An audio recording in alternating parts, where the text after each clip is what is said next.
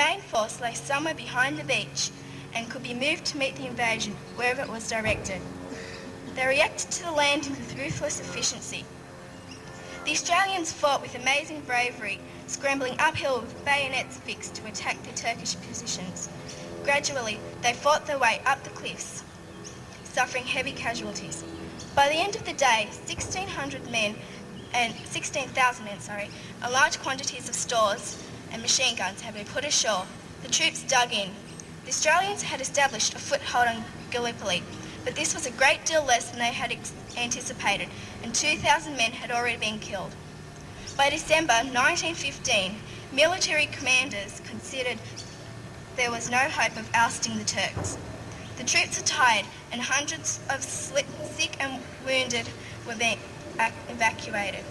Later that month, the Australian forces of 134,000 were evacuated. In a military sense, the Gallipoli landings were a failure. The combined forces were never able to capture Gallipoli. Why then do Australians continue to regard the Gallipoli campaign as an achievement? The reasons are that for the first time, Australians had gone into battle as a nation, and despite enormous odds, they showed courage, determination and comradeship.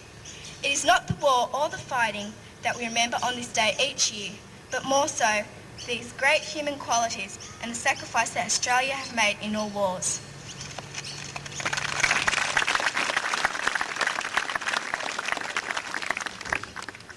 I would just like to remind you that this is a remembrance ceremony and you're asked to refrain from clapping for the individual speakers. Today we are placing a special emphasis on the happenings in the Vietnam War. I'd now like to call on three speakers to speak on the Vietnam War. I'd like to call on Jodie Colbert of Year 11 to speak on why Australia became involved in Vietnam War, Caitlin Lewis to speak on the attitudes of the people at Vietnam, and Narelle Roberts of Year 10 to speak on the results and the attitudes of the soldiers' return.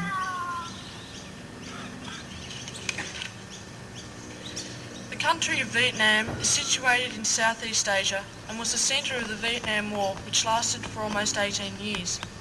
The Vietnam conflict began in 1957 when forces supported by Communist North Vietnam launched an attack on the government and officials of South Vietnam. To understand the reasons why Australia became involved in the Vietnam War, we must first understand a little about the history of Vietnam. The history of Vietnam is marked by the struggle of the people to rid their country of foreign invaders and to take control of their own destiny. The Vietnamese people had been involved in many conflicts since the overthrow of their Chinese overlords who had ruled them for 1,000 years.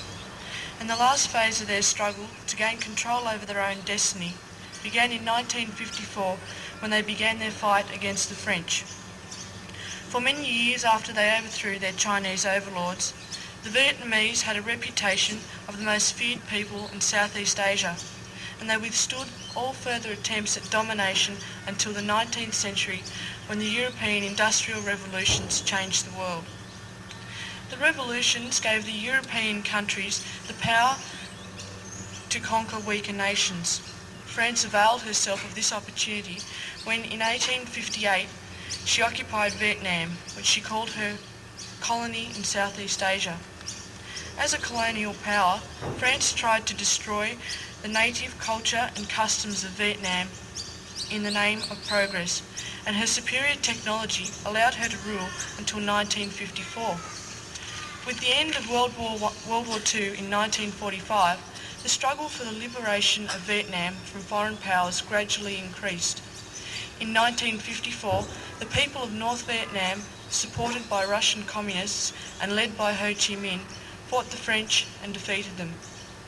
Vietnam was then split into the communist-backed North Vietnam and the democratically supported South Vietnam. However, this peace treaty did not last long. The South Vietnamese government found it increasingly difficult to contain the communist-controlled North Vietnamese, and so it turned to the United States of America for help. The Vietnam War was ultimately about communism and the fear that most Western powers held concerning the spread of communism. Australia shared these fears. Its government